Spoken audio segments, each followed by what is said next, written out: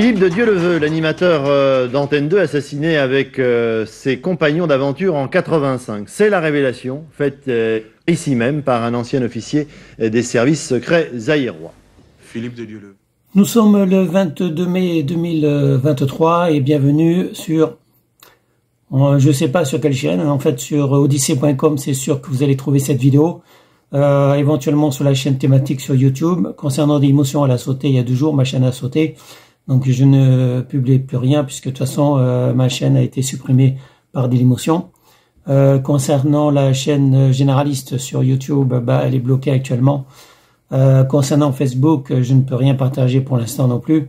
Donc il reste odyssée.com, c'est sûr, et éventuellement la chaîne thématique sur YouTube. Je pense que je pourrais mettre cette vidéo. Donc cette vidéo, suite à un reportage de France 2 que je viens de terminer, s'appelle Dieuleveux, les disparus du fleuve. Donc l'intrigue, le sujet plutôt, le 6 août 1985, Philippe de Dieuleveux, présentateur célèbre du jeu télévisé La Chasse au Trésor, disparaît avec 6 autres personnes lors de l'aventure Africa Raft sur le fleuve Zaïre. Les investigations officielles concluent à une noyade, mais au fur et à mesure des éléments troublants, remettent en question cette version des faits. Cette enquête réalisée par Yannick Saillé fait le point sur les circonstances de sa disparition. Philippe de Dieuleveux, agent de la DGSE, aurait été victime d'une bavure militaire, voire d'un assassinat d'État. Gros plan sur les tenants, les aboutissants, de cette affaire complexe. Carrière. Vous étiez lieutenant-colonel dans l'armée, ce qui donne encore plus de poids à vos propos, puisque vous nous dites ce soir que votre frère, Philippe, était en fait un agent secret, pourrait-on dire, qui travaillait pour les services secrets français. Normalement, c'est secret, justement. Je le sais depuis 20 ans. Parce que Philippe et moi, nous étions frères, amis et complices, très confidents. Donc Philippe, un jour, m'a dit, voilà, Jean, je te dis, voilà. Donc voilà, mes amis, excellent documentaire que je valide, que je vous invite à regarder si vous avez la possibilité, mes amis.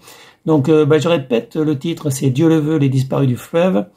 Donc ça revient, c'est vraiment une enquête très bien faite, qui revient sur cette affaire, donc qui est assez ancienne, 1985.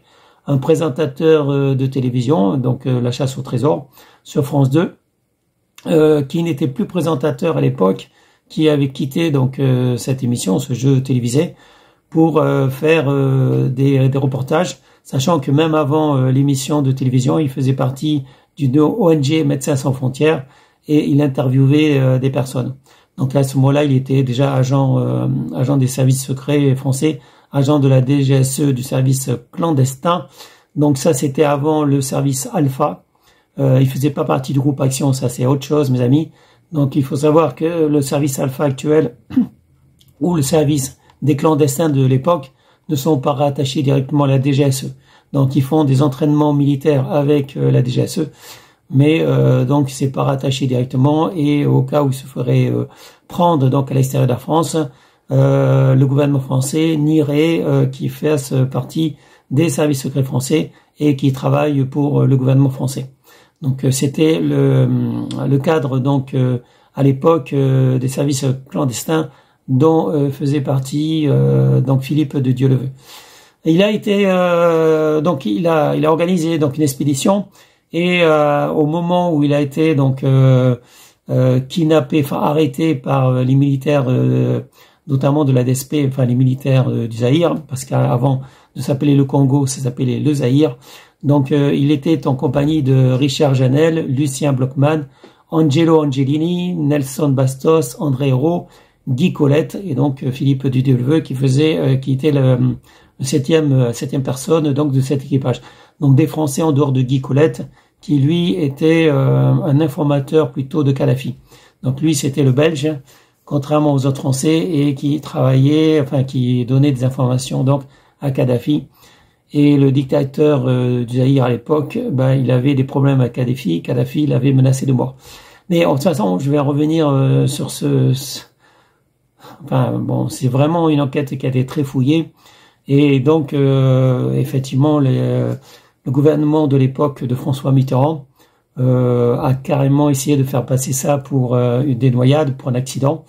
Le gouvernement du Zaïre, évidemment, a voulu faire passer ça pour une noyade. Sauf qu'on n'a jamais retrouvé les corps, à part le corps de Guy Colette. Et encore, est-ce que c'était vraiment son corps? En tout cas, ils ont essayé de faire passer le corps d'un individu pour celui de Philippe de Dieuleveux Ils ont, comment dire, le consul français a donné un cadavre en disant que c'était Philippe de Dieu-le-Veut. On lui avait coupé la tête, les mains, les pieds, le sexe, et la famille ne s'est pas laissé faire, a demandé une autopsie qui a révélé que ce n'était pas le corps de Philippe de Dieu-le-Veut. Donc, le gouvernement français de François Mitterrand a tout fait pour faire étouffer l'affaire. Et pourquoi? Parce que c'était un ami du dictateur du Zaïre à l'époque, parce que le gouvernement français de l'époque avait besoin du général Mobutu, le président dictateur du Zaïre à l'époque. Donc, je vais revenir en vitesse sur cette affaire. Déjà, qui se souvient de Philippe de Dieu-le-Veut? C'était donc un animateur télé, un agent de la DGSE qui faisait partie du service des clandestins. Le gouvernement de François Mitterrand et le gouvernement zaïrois du général Mobutu Seko, ils ont tout fait pour étouffer l'affaire, quitte à présenter un cadavre sans tête, sans pieds, sans mains et sans sexe, qui sera présenté donc par les autorités françaises comme celui de Philippe de Dieu-le-Veut. Mais après autopsie, il ne pouvait s'agir du corps de l'animateur télé. Comme l'expédition s'était trop approchée du barrage d'Inga, le bébé de Mobutu, une patrouille de police zaïroise a sans doute descendu les 7 hommes de l'expédition. Leur équipement a été retrouvé caché intact, caché sous des pierres près du feu, mais on n'a jamais retrouvé leur corps. En fait, c'est pas tout à fait exact, mes amis, puisque, comme j'ai dit, sur les 7 personnes, on aurait éventuellement retrouvé le corps du Belge, donc celui qui informait donc le dictateur Kadhafi, enfin supposé informateur de Kadhafi, mais c'est pas exactement pour ça qu'ils ont été tués. Hein. Dans les faits, d'après les témoins, il s'agirait de la division spéciale présidentielle, la DSP. C'est une unité militaire d'élite créée par le président zaïrois Mobutu Seko en 1985 et chargée de sa sécurité personnelle, qui aurait abattu 2 hommes parmi les 7 hommes, donc 6 Français et un Belge, de l'expédition de Philippe de Dieu-le-Veut et interroger les autres sous la torture avant de les éliminer et faire disparaître les corps. Bref, il valait mieux ne pas approcher de ce barrage. Les autorités zaïroises avaient ordre de tirer à vue. Ils ont pris les Français pour un commando terroriste. Bon, on va aller un peu plus loin là-dessus, mes amis. Il s'agirait d'une méprise. Les militaires zaïrois les ont confondus avec un commando libyen. Et pour garder de bonnes relations avec Mobutu, Mitterrand a préféré accréditer la thèse de la noyade, puis inventer l'histoire des crocodiles qui auraient dévoré les corps. Les autorités françaises ont tout fait pour faire renoncer la famille de Dieu-le-Veut et leurs amis d'enquêter sur la disparition de leurs amis disparus. Tout ceci relève de l'enquête non officielle menée par des journalistes français, puisque les autorités françaises et zaïroises ont voulu nous faire croire la thèse de l'accident. Donc, en fait, c'est encore plus compliqué, mes amis, encore plus compliqué. C'est exact, mais ce qu'il faut savoir, c'est aussi que les services secrets français auraient donné des informations à Mobutu, comme quoi il y aurait un commando de mercenaires qui se préparait à attaquer le barrage d'Inga. Okito affirme qu'un message est venu de Paris des services français transmis aux services secrets congolais. Il y aurait un commando de mercenaires qui aurait été vu sur l'île des Hippopotames. La question c'est pourquoi la DGSE aurait balancé l'un de ses agents, donc un clandestin, Philippe de Dieu-le-Veut, afin qu'il se fasse exécuter par les Zaïrois, à moins que ce soit pour l'empêcher de révéler des informations pouvant nuire au gouvernement de François Mitterrand. Donc on sait aussi que l'un des 7 compagnons, le Belge Guy Colette, était un indicateur des services libyens. Est-ce que Mobutu aurait reçu des menaces de Kadhafi? Donc voilà.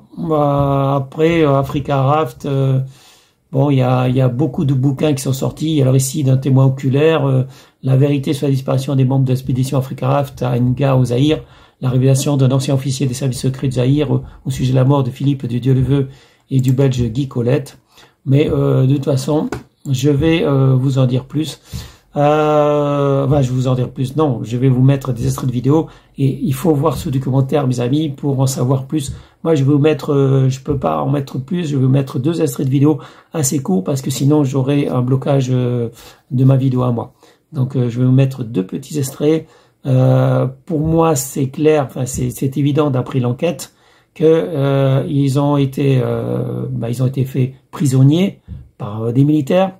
Il y aurait aussi une milice privée, donc avec plusieurs services dans cette milice privée chargée par le dictateur des basses besognes, c'est-à-dire en fait c'est divisé en plusieurs services. Il y en a un qui torture, un service qui torture, un service qui élimine et fait disparaître les corps. Voilà, enfin il y a plusieurs services là-dedans. Et il y a des témoignages, effectivement, maintenant les langues se délient, donc il y a des témoignages, effectivement, qui indiquent qu'ils ont été faits prisonniers. Il y en a 2 qui auraient peut-être été tués, effectivement, par les militaires, les autres ont été blessés, emportés, et ils auraient été interrogés, donc, sous la torture, et après on aurait fait disparaître les corps. Donc il y a plusieurs énigmes. Pourquoi la DGSE aurait balancé ces 7 personnes-là, 6 Français et un Belge? Pourquoi ils auraient indiqué donc au Zaïre, au gouvernement donc du Zaïre, qu'il y avait un commando de mercenaires qui s'apprêtait à attaquer le barrage Inga, alors que c'était pas du tout vrai, et tout le monde savait, enfin la France, le gouvernement français, évidemment les services secrets français de la DGSE savaient que Philippe Dieudeleveau et ses compagnons donc descendaient le fleuve, et que c'était pas des mercenaires. Donc pourquoi les avoir fait passer pour des mercenaires libyens? Pourquoi avoir fait en sorte que le président du Zaïre prenne ces hommes-là, les interroge et les tue? Je ne sais pas. Il y a encore des informations qu'on n'a pas, mais c'est classifié, je suppose. Il y a une partie qui est classifiée. On déclassifie petit à petit. Je pense que certains documents ne sont pas déclassifiés, et on a assez d'éléments, effectivement, pour savoir que Philippe Dieudeleveau et ses compagnons ont été kidnappés, torturés et éliminés, fait disparaître. Bon, il y a assez d'éléments pour ça. Après, quel était le rôle de François Mitterrand là-dedans, on ne sait pas trop. François Mitterrand, bon, il était un peu secret.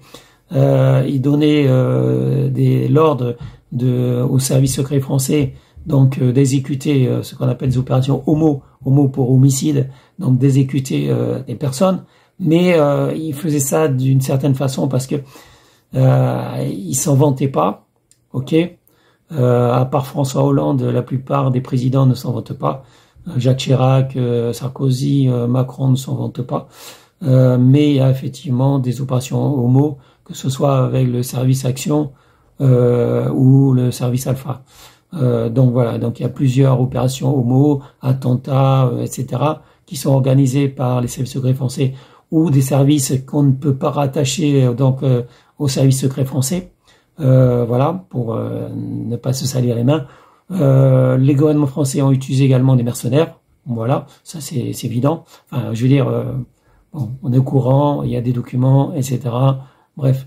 Mais il y a quand même, concernant l'affaire de Philippe Dieudeleveau, qui rendait des services donc au gouvernement français, donc à la DGSE, pourquoi on l'aurait lâché? Pourquoi on l'a lâché, on l'a abandonné? Pourquoi le gouvernement français a voulu qu'il soit éliminé, qu'on fasse croire que c'était qu'il faisait partie de mercenaires libyens qui auraient décidé d'attaquer le barrage Inga? Franchement, il y a encore des zones d'ombre, évidemment, et on ne connaîtra pas tout. En tout cas, certainement, on a assez de témoignages maintenant. Il y a des livres, il y a des témoignages qui indiquent que il n'y a pas eu de noyade. On n'a jamais retrouvé le corps de noyé, à part Guy Colette, le Belge Guy Colette, ou probablement, enfin, possibilité que le corps il soit noyé, mais on n'a pas retrouvé les autres corps, et il serait noyé, ou comment dire, on l'aurait lors de la torture, on l'aurait noyé, donc lors de la torture, c'est une possibilité, mais noyé dans le fleuve, sans doute pas.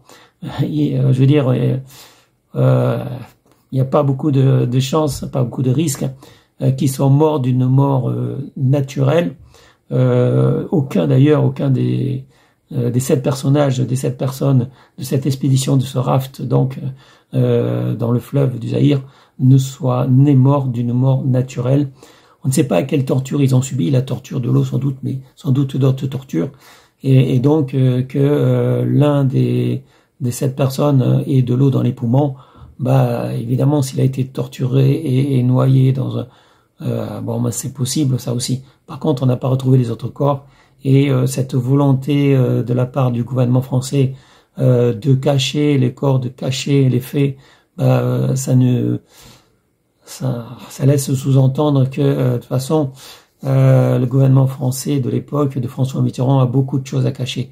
Effectivement, ils ont commis pas mal d'actions homo, et par contre, ça explique pas tout pourquoi ils ont voulu faire éliminer donc ces 7 personnes-là, 6 Français et un Belge. Voilà, il y a quand même une part d'ombre, je veux dire, et je peux pas en dire plus. Je vous invite à lire des livres éventuellement qui racontent cette histoire-là, ou de voir le documentaire qui est passé sur France 2. Bon, ça sera tout pour cette vidéo, mes amis. Je vous souhaite à tous une bonne journée. Restez en sécurité, portez-vous bien. Et je vous dis à bientôt pour une prochaine vidéo. Salut, mes amis. Ciao, ciao. Bye bye.